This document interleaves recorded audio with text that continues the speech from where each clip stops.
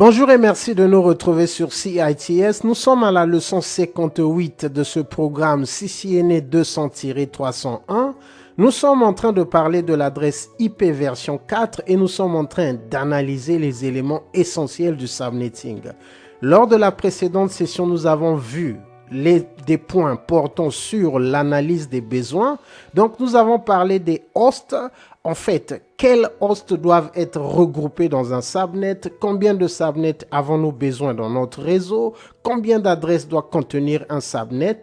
Allons-nous utiliser une seule taille de subnet ou plusieurs tailles? J'aimerais préciser ici que je ne veux pas juste poser des chiffres et commencer à faire le subnetting.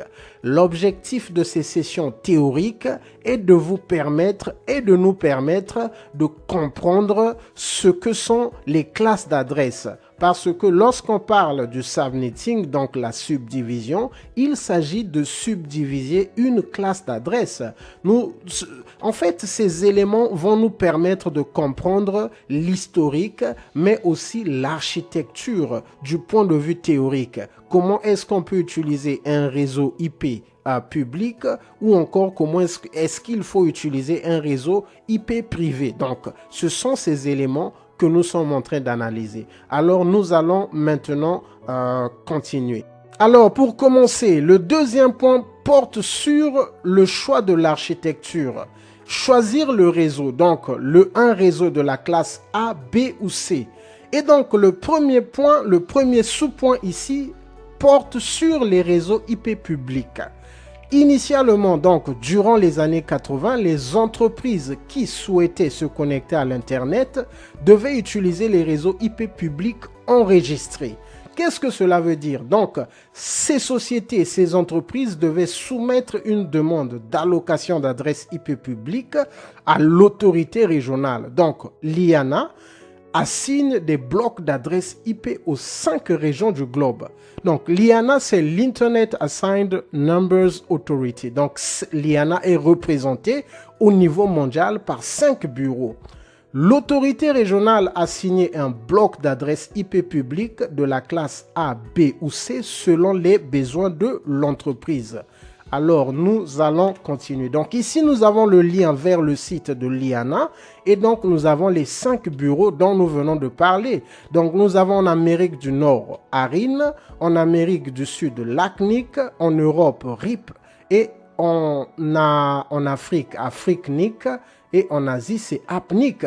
Donc, la procédure était que la société soumettait sa demande. Par exemple, si la société en Afrique, elle soumet sa demande à AFRICNIC et l'AFRICNIC a déjà un bloc d'adresse que l'IANA lui a accordé. Donc, ce que l'IANA fait, c'est qu'il a assigné des blocs d'adresse aux 5 bureaux du monde. Donc, et donc la société fait la demande si la société est en Afrique, elle fait la demande à AFRICNIC et AFRICNIC accorde un bloc d'adresse IP à cette société. Alors, nous allons continuer. Donc ici, c'est un peu pour illustrer cela. La compagnie A fait la demande au bureau de sa région et la compagnie A est assignée ce réseau. La compagnie 2 fait la demande et elle est aussi assignée l'adresse IP que nous voyons. Cette procédure permet de se rassurer que les adresses IP publiques ne fussent assignées qu'à une seule organisation entreprise, tel le numéro d'un téléphone. Mais ici, il faut dire que c'est la procédure qui est utilisée. On veut juste faire la nuance parce qu'au départ, c'était un peu strict parce que l'utilisation des adresses IP a changé. Le progrès de la connectivité à l'Internet avait vite conduit à l'épuisement des adresses IP publiques. Donc, si nous nous mettons dans le contexte, souvenons-nous que la classe A a 128 réseaux, mais 126 sont utilisables. La classe B a à peu près, je pense, 16 000 réseaux et la classe C a 2 millions de réseaux. Donc, si nous faisons l'addition de tous les réseaux de la classe A, B et C, ça fait à peu près 2 20 000 réseaux. dans le contexte des années 80, cela cela pouvait tenir, mais durant les années 90, surtout à partir des années 2000, il y a eu un boom de la connectivité à l'Internet. Donc, cette méthode où on attribue à une société un bloc d'adresses, parce que souvenez-vous, lorsqu'on vous donne un bloc de la classe A, on vous donne 16 millions d'adresses IP. Lorsqu'on vous donne un bloc de la classe B, on vous donne 65 000 adresses IP. Mais est-ce que toutes les organisations ont la même taille? Et même lorsqu'on vous donne un bloc de la classe B et que vous vous retrouvez avec 65 000 adresses IP, qu'est-ce que vous allez faire avec ce nombre? Donc, il y avait un risque d'épuisement des adresses IP lorsque les sociétés ont commencé à se connecter à l'Internet en masse durant les années 90 et surtout durant les années 2000. Donc, durant les années 90, des solutions ont été proposées pour remédier au problème de l'épuisement des adresses IP publiques. Alors, quelles sont ces solutions? Une nouvelle version d'adresse IP ayant un plus grand nombre d'adresses. Alors, ici, là, souvenez-vous que l'adresse IP version 4 a 32 bits.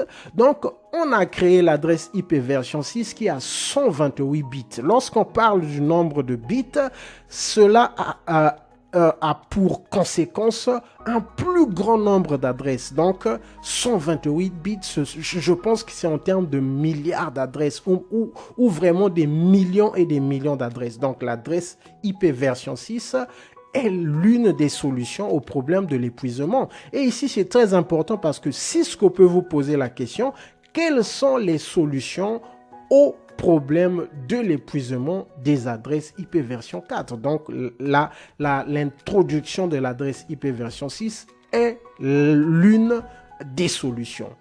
Donc, la deuxième solution, assigner une subdivision d'un réseau d'adresses IP publiques au lieu d'assigner le réseau entier. Nous venons de le voir. Qu'est-ce qu'une société va faire avec 65 000 adresses? Donc, l'une des solutions qui a été proposée, au lieu d'assigner le bloc B entier à l'organisme, on le subdivise et on assigne seulement une partie de ce bloc à un organisme et donc à une société. Et donc c'est aussi l'origine du subnetting. Donc voilà pourquoi ces éléments théoriques sont très importants à comprendre pour comprendre l'architecture des blocs d'adresses et pourquoi est-ce que nous sommes partis des réseaux publics et pourquoi est-ce que nous avons des réseaux privés. Et donc, ces éléments sont très importants. Alors, ceci devait permettre d'éviter le gaspillage en utilisant la méthode appelée Classless Interdomain Routing, CIDR. Donc, on subdivise les réseaux de la classe A, B ou C et on donne à l'entreprise le nombre d'adresses vraiment needed, ce que la société a besoin en termes réels. Alors, la troisième solution, développement de la technologie Network Address Translation qui permet l'utilisation des réseaux IP privés.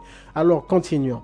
NAT permet à plusieurs organisations d'utiliser le même réseau IP privé, utilisant les mêmes adresses IP tout en se connectant à l'Internet.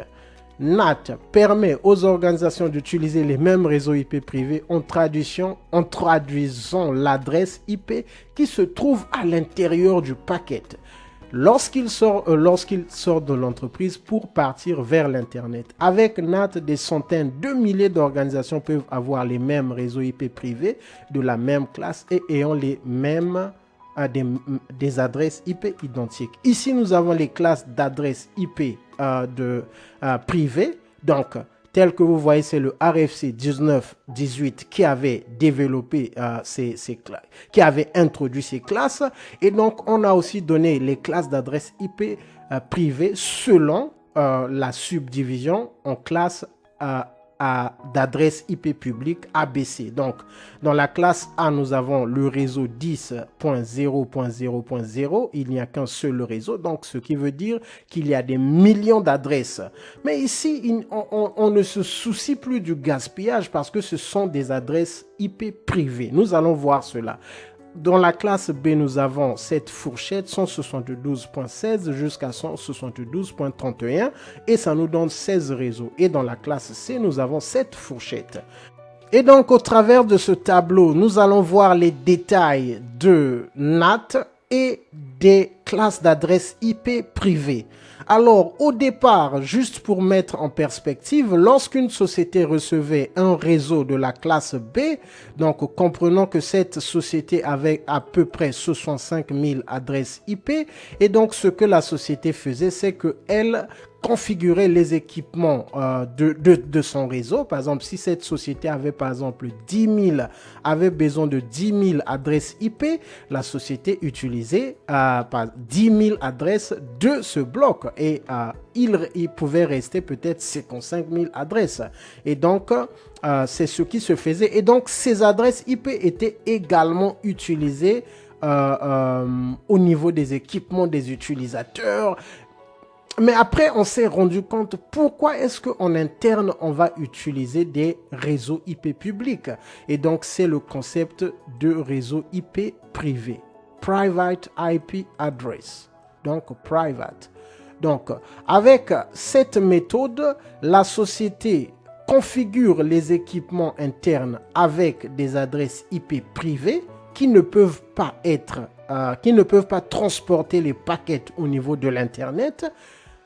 Maintenant, pour permettre le transport au niveau de l'Internet, on avait besoin du NAT. Donc, NAT était configuré dans le routeur qui fait face à l'Internet. Donc, NAT recevait les paquets qui viennent des adresses IP privées. Excusez. Ce que NAT permet de faire, c'est que lorsque le paquet vient de ce PC qui est configuré avec une adresse IP privée, NAT va traduire cette adresse en une adresse IP publique. Alors, les avantages de cette architecture sont que on n'a plus besoin même de 10 000 adresses. Une grande société pouvait donc avoir besoin peut-être de 20 adresses publiques pour interconnecter ses bureaux un peu partout dans le monde. Donc, par exemple, en Europe, ils peuvent avoir besoin d'une adresse IP publique, peut-être 2 pour des besoins de redundancy, peut-être 3, et au niveau d'un autre bureau, 2 adresses IP, au niveau d'un autre bureau, 2 adresses IP.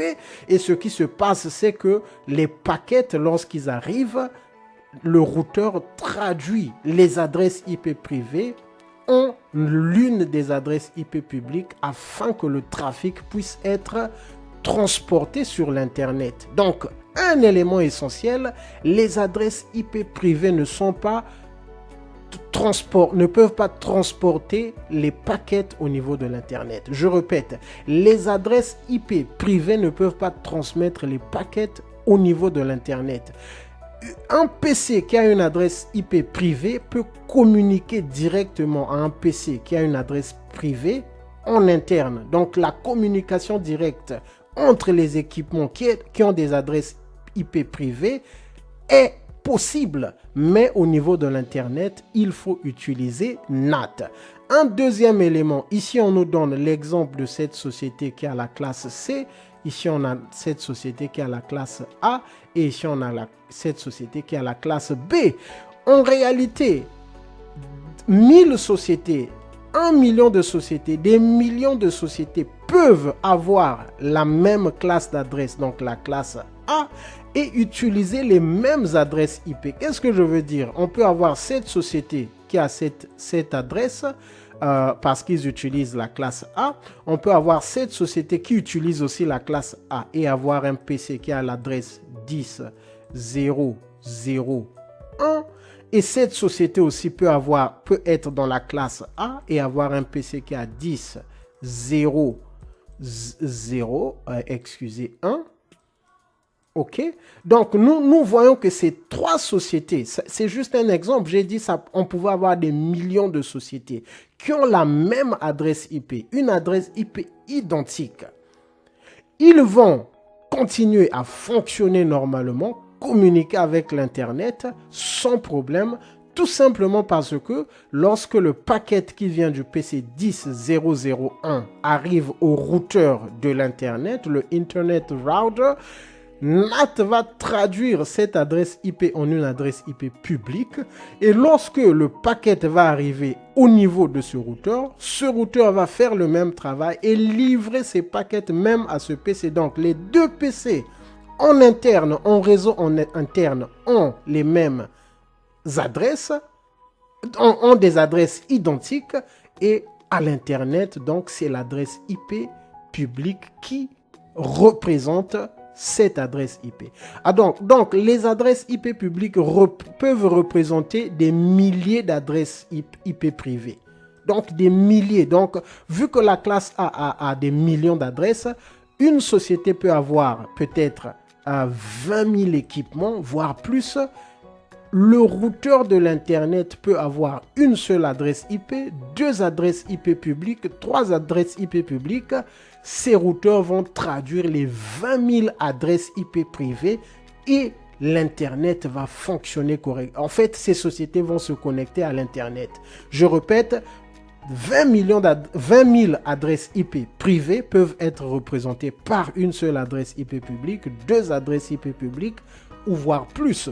Tout dépend de l'architecture du réseau et de la taille du réseau. Donc ça, ce sont les éléments essentiels concernant NAT et les adresses IP privées. Donc ce que nous avons vu ici, c'est que les adresses IP privées sont utilisées en interne et lorsque les sociétés veulent communiquer avec l'Internet, le routeur de l'Internet, grâce à la technologie NAT, traduit les paquets qui viennent de ces adresses IP privées en remplaçant l'adresse IP publique et puisque les adresses IP privées ne sont pas routable au niveau de l'Internet, il faut une adresse IP publique pour transporter ces paquets au niveau de l'Internet. Alors, les avantages de l'utilisation des réseaux IP privés. Éviter d'utiliser les adresses IP publiques d'autres organisations en utilisant les réseaux IP privés. Retarder l'épuisement, excusez, j'ai fait une erreur, des adresses IP version 4. Réduire la taille de la table de routage de l'Internet. Ça, c'est un détail que nous allons voir lorsque nous allons avancer. Alors, nous allons juste finir avec cet élément. Donc, d'un point de vue pratique, les organisations utilisent les réseaux privés à l'intérieur du réseau, et NAT pour se connecter à l'Internet. Et nous l'avons vu. Avec l'utilisation des réseaux IP privés, les organisations sont libres de choisir la classe A, B ou C des réseaux privés. Du point de vue des mathématiques et des concepts, les méthodes de subnetting des réseaux IP publics et des réseaux IP privés sont les mêmes. Donc, celui qui veut faire le subnetting d'un réseau de la classe A public ou bien d'un réseau de la classe A privé utilise les mêmes méthodes pour faire le subnetting. Je mets fin à cette session. Nous allons continuer pour voir ces détails. Je rappelle que ces éléments sont théoriques, c'est vrai, mais ce sont des éléments qui sont très importants à comprendre afin de saisir pourquoi est-ce que nous avons des réseaux IP publics, pourquoi est-ce que nous avons des réseaux IP privés, où est-ce qu'on peut utiliser un réseau IP privé. Pourquoi est-ce qu'on a eu besoin d'introduire le subnetting? Effectivement, c'est parce qu'on ne voulait pas attribuer un bloc de 65 000 adresses à une société qui n'utilisera que peut-être 1000. Donc, voilà pourquoi on a introduit le subnetting. Subnetting, donc subdivisé. Donc, lorsque vous comprenez ces éléments théoriques et que vous faites le subnetting en pratique, vous comprenez ce que vous êtes en train de faire. Merci. Nous nous retrouvons lors de la prochaine session. Que Dieu vous bénisse.